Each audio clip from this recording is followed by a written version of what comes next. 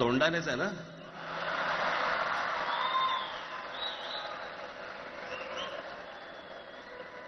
बस बस.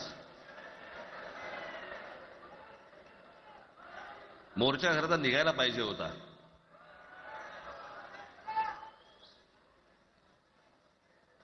मराठी माणूस कसा सर्व बाजूने एकवटतो याचं एक चित्र मोठ्या प्रमाणावरती उभं राहिलं असतं.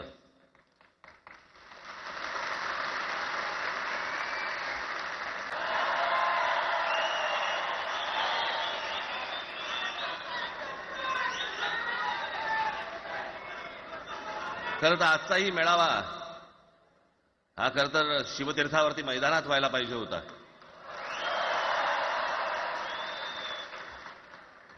मैदान ओसंडून वाहिलं असतं अख्खं. पण पाऊस आहे, पावसामध्ये सगळ्या ठिकाणी अशा प्रकारचे काही जागा मिळत नाहीत फारशा मुंबईमध्ये, आणि म्हणून आज तुम्हाला सर्वांना इथे यावं लागलं. मी बाहेर जे उभे आहेत त्यांची मी दिलगिरी व्यक्त करतो की त्यांना आतमध्ये येता नाही आलं, परंतु आता काही स्क्रीनवरती आठवा.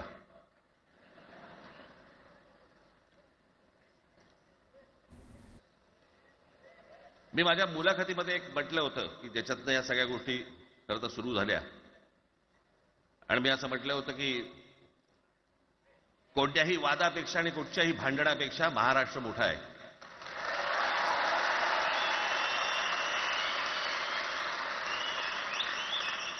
आज जवळपास 20 वर्षानंतर मी आणि उद्धव आम्ही एका व्यासपीठावरती आज येतो आहोत.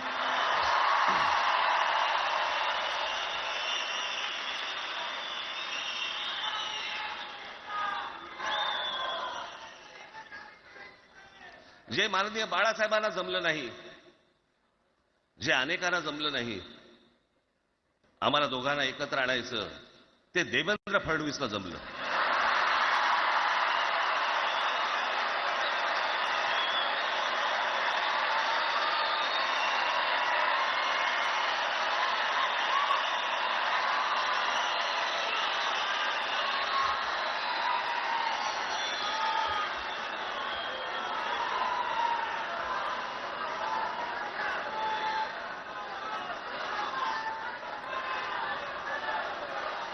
आता बऱ्याच सगळे चॅनल्सचे सगळे कॅमेरे तिकडे लागले, इकडे लागले, इकडे लागलेत.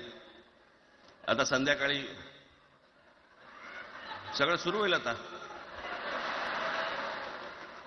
काय वाटतं, काय दोघांची बॉडी लँग्वेज कशी होती? कोणी कमी हसलं का? कोणी जास्ती हसलं का? कोणी बोलतायत का? आपल्याकडे मूळ विषय सोडून इतर गोष्टींमध्येच फार रस असतो अनेकांना. खरं तर आजचा हा मेळावा, मोर्चालाही तीच घोषणा होती, आजच्या मेळाव्यालाही तीच घोषणा आहे की कुठचाही झेंडा नाही, मराठी हाच अजेंडा.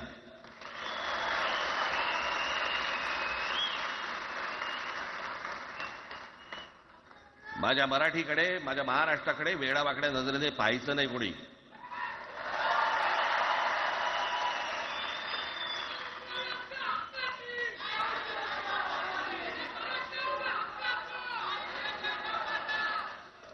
ठरलं ना आपलं, सगळ्यात शेवटी द्यायचं घोषणा. बसा, शांत बसा. खरं तर हा प्रश्नच अनाठाई होता, काही गरजच नव्हती.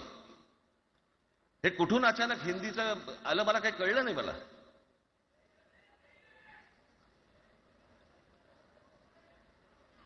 आणि हिंदी कशासाठी? हिंदी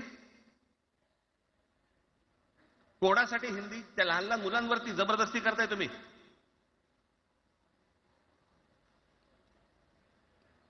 कोणाला विचारायचं नाही, शिक्षण तज्ञांना काही विचारायचं नाही, कोणाला काही विचारायचं नाही. बस आमची सत्ता आहे, आमच्याकडे बहुमत आहे, आम्ही लादणार.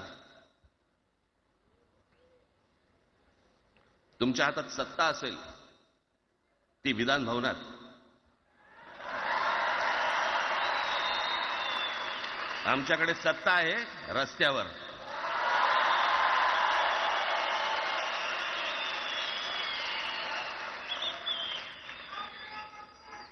एक पत्र लिहिलं, 2 पत्र लिहिली, नंतर ते दादा भुसे माझ्याकडे आले. मला म्हणाले की आम्ही काय म्हणतो एवढं समजून तर घ्या, एवढं काय म्हणतो एवढं ऐकून तर घ्या. म्हटलं दादा तुम्हाला एक गोष्ट सांगतो, तुम्ही काय सांगता ते ऐकून घेईन पण ऐकणार नाही.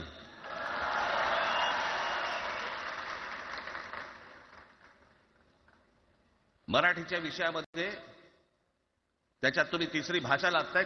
त्रिभाषा सूत्र, कुठलं त्रिभाषा सूत्र आणलं? त्रिभाषा सूत्र ज्या वेळेला आलं ते फक्त सेंट्रल गव्हर्नमेंट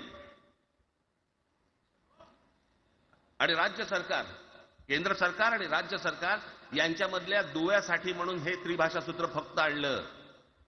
आज कोर्टातही नाही, तुम्ही हायकोर्टात जा, सुप्रीम कोर्टात जा, इंग्रजीमध्ये सगळ्या गोष्टी होतात. कुठे आहे त्रिभाषा सूत्र? मग मला सांगायला लागले म्हणे केंद्रीय शिक्षण धोरणामध्ये, त्या धोरणातही नाही ना, केंद्राच्या शिक्षण धोरणात, इतर कोणत्या राज्यातही नाही.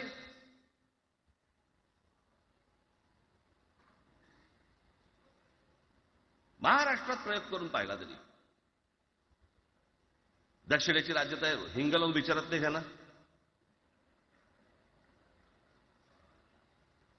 पण महाराष्ट्र ज्या वेळेला पेटून उठतो त्यावेळेला काय घडतं आणि काय होतं हे आज राज्यकर्त्यांना समजलं असेल.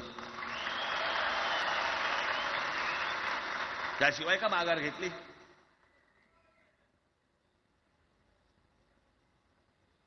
विनाकारण आणलेला विषय होता. मी त्याशी त्या भुसेंना सांगितलं, म्हटलं मला सांगा उत्तर प्रदेश, बिहार, राजस्थान, मध्य प्रदेश कोणती तिसरी भाषा आणणार आहे? खरं तर आणली पाहिजे.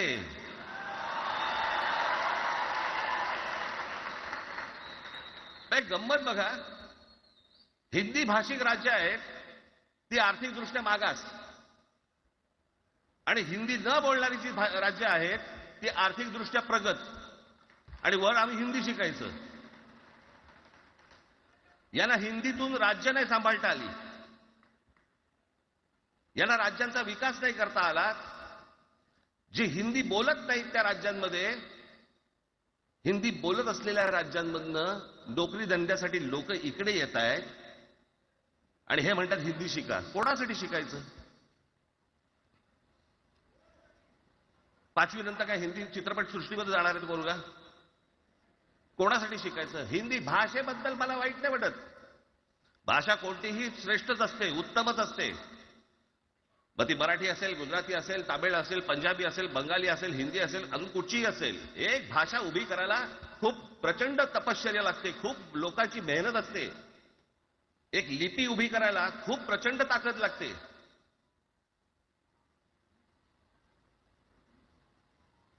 अशाच भाषा काय उभ्या राहत नसतात.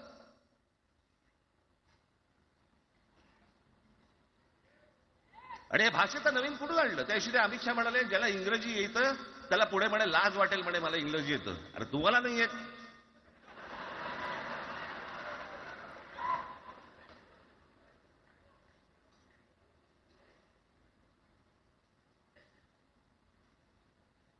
या संपूर्ण हिंद प्रांतावरती 125 वर्ष, 1400 वर्ष मराठ्यांनी राज्य केलं. 1400 वर्ष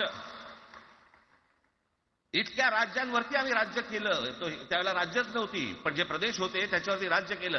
आम्ही मराठी लादली गुजरातवरती, मध्य प्रदेशवरती, राजस्थानवरती, पंजाबवरती, इतर सगळ्या प्रांतांवरती जिथे जिथे म्हणून अटोकपर्यंत पोहोचले होते मराठा साम्राज्य, आम्ही लादली. अरे हिंदी भाषा आहे 200 वर्षापूर्वीची भाषा आहे, महाराजांच्या काळात पण नव्हती.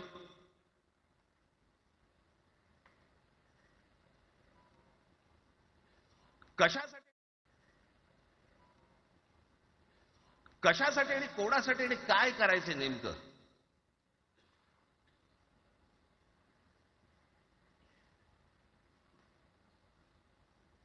यांनी फक्त चाचपडून पाहिलं, चाचपडून. मुंबई स्वतंत्र करता येते का याच्यासाठी अगोदर जरा थोडंसं भाषेला डिवचून बघू. महाराष्ट्र शांत राहिला तर पुढे ते पाऊल टाकू.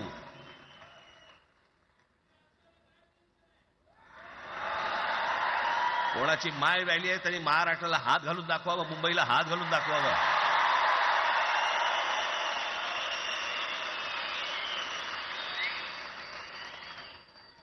त्या मजाक वाटला काय? आम्ही शांत आहोत याचा अर्थ गांडू नाही आहोत.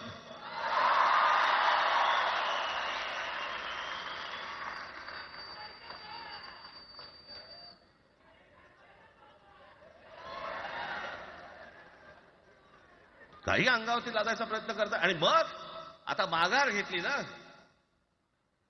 मग माघार घेतली त्याचं काय करायचं?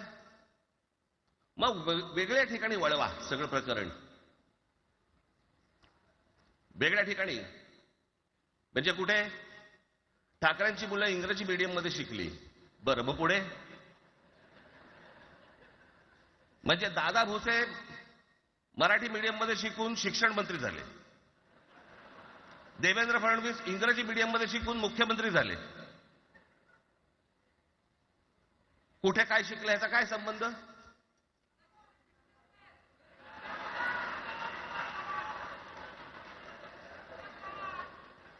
अहो कोणाकोणाची मुलं इथे परदेशामध्ये शिकतायत, याद्या आहेत आमच्याकडे. त्याचं काय करणार आहात तुम्ही? आणि त्याच्यातल्या त्याच्यात मंत्रिमंडळातल्या एक एक मंत्र्याचं हिंदी आहे का? फेफरं येईल, फेफरं.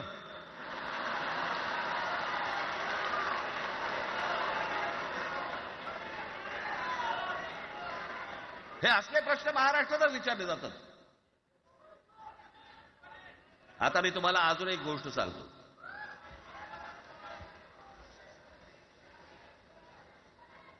आम्ही मराठी मीडियम मध्ये शिकलो, हो शिकलो. आमची मुलं इंग्रजी मीडियम मध्ये शिकली, हो शिकली. मग याच्यावरती तुम्ही प्रश्न काय उपस्थित केला? ह्यांना मराठीचा पुळका कसा? हे इंग्रजी मीडियम मध्ये टाकतात. बरं, माननीय बाळासाहेब ठाकरे आणि माझे वडील श्रीकांत ठाकरे हे इंग्रजी मीडियम मध्ये शिकलेले आहेत. या दोघांवरती तुम्ही मराठीबद्दल शंका घेऊ शकता का?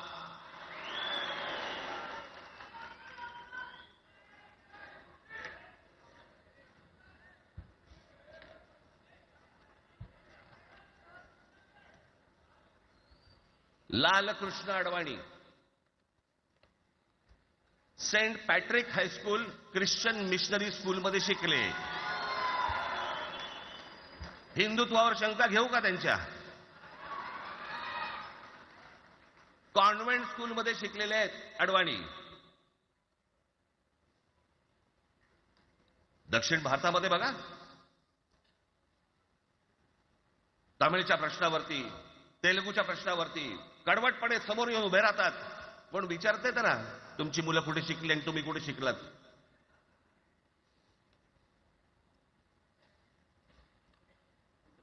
उद्या मी हिब्रू भाषेत शिकीन आणि मराठीपणाचा कडवट अभिमान बाळगीन.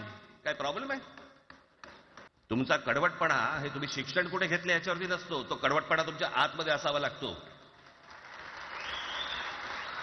म्हणजे बाळासाहेब इंग्रजी मीडियम मध्ये शिकले, इंग्रजी वर्तमानपत्रामध्ये व्यंगचित्र काढायचे, पण मराठीचा अभिमान याच्या बाबतीत कधी तडजोड नाही केली.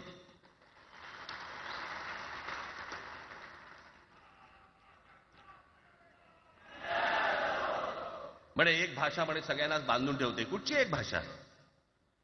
आजपर्यंत काय वाकडं झालं? म्हणजे आपल्या संरक्षण खात्यामध्ये घ्या, आपल्या संरक्षण खात्यामध्ये जेवढी रेजिमेंट्स आहेत, मी फक्त तुम्हाला नावं वाचून दाखवतो. मद्रास रेजिमेंट आहे, राजपुताना रायफल्स आहे, राजपूत रेजिमेंट आहे, डोगरा रेजिमेंट आहे, सीख रेजिमेंट आहे, जाट रेजिमेंट आहे, पॅराशूट रेजिमेंट आहे, पंजाब रेजिमेंट आहे, ग्रेनेडियर्स आहेत, सीख लाईट इन्फंट्री आहे, मराठा लाईट इन्फंट्री आहे, गढवाल रायफल्स आहे, कुमाऊ रेजिमेंट आहे, आसाम रेजिमेंट आहे, बिहार रेजिमेंट आहे, महार रेजिमेंट आहे, जम्मू काश्मीर रायफल्स आहे, जम्मू आणि काश्मीर लाईट इन्फंट्री आहे, नागा रेजिमेंट आहे, गोरखा रायफल्स आहे, गोरखा रायफल्स आहे, त्याच्यानंतर तुमचं लडाख स्काउट्स आहे, अरुणाचल स्काउट्स आहे, सिक्कीम स्काउट्स आहे. इतक्या राज्यांच्या आज आपल्या संरक्षण खात्यामध्ये लोक आहेत आणि इतक्या रेजिमेंट्स आहेत. शत्रू दिसला की एकत्र तुटून पडतात ना. भाषेचा प्रश्न येतो कुठे?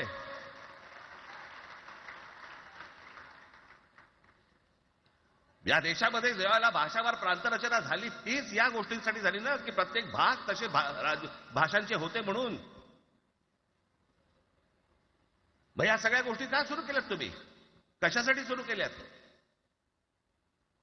काय याच्या मागचं राजकारण? आत्ता सांगून ठेवतो, आज तुम्ही सगळेजण मराठी म्हणून एकत्र आलात. आज महाराष्ट्रामधला तमाम मराठी आज मराठी म्हणून एकत्र आला. टाळ्या वाजू नका. मी काय सांगतोय नीट ऐका. याचा पुढचं राजकारण ह्यांचं पुन्हा तुम्हाला जातीमध्ये विभागायला सुरुवात करतील. पुन्हा हे जातीचं कार्ड खेळायला सुरुवात करणार. मराठी म्हणून तुम्हाला कधी एकत्र येऊ देणार नाही. हे जातीपातीमध्ये विभागायला सुरुवात करतील. आता हे सुरू केलं. काल कोणाच्या ते व्यापाऱ्याच्या कानफडीत मारली मीरा भाईंदरला. त्याच्या काय इथे लिहिलं होतं काय गुजराती?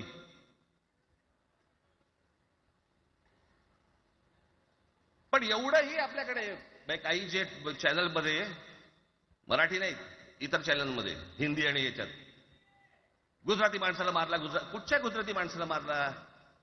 बाचाबाचीमध्ये समोरचा गुजराती निघाला, इकडचा मराठी निघाला. त्याच्यामध्ये काय गुजरात्यानं मारलं का? एवढे व्यापारी आहेत. अजून तर काहीच केलेलं नाही.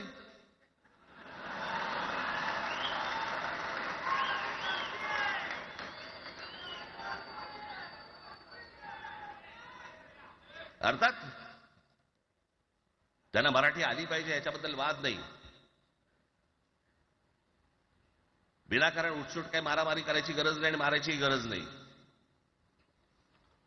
पण जर जास्ती नाटकं केली तर कानाखाली आवाज काढलाच पाहिजे तुम्ही. पण चूक त्यांची असली पाहिजे. आणि एका गोष्टीचं लक्षात ठेवा, अशी कधी गोष्ट कराल त्याचे व्हिडिओ काढू नका.